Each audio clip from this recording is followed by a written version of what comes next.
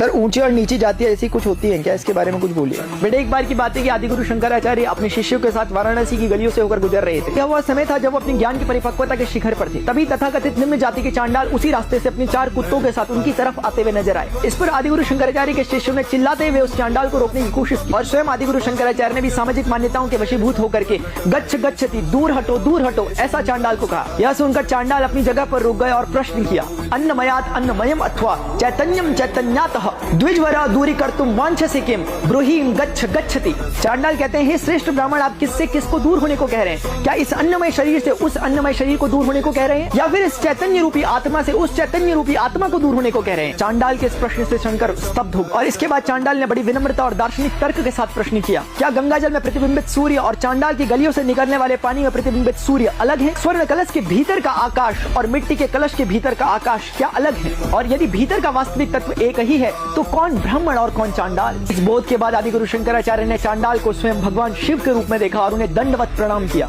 चांडाल द्वारा किए गए अद्वैत की इस अद्भुत मीमांसा के लिए मनीषा पंचकम या काशी पंचकम की रचना करी। बेटे संदर्भ में मुझे याद आती है निर्वाण षटकम की वो पंक्तियां, न मृत्युर्न शंका न मे जाति भेद पिता नेव मैनेव माता न जन्म न बंधुर्न मित्रं गुरुर्नैव शिष्यं चिदानंद रूपः शिवोहम शिवोहम।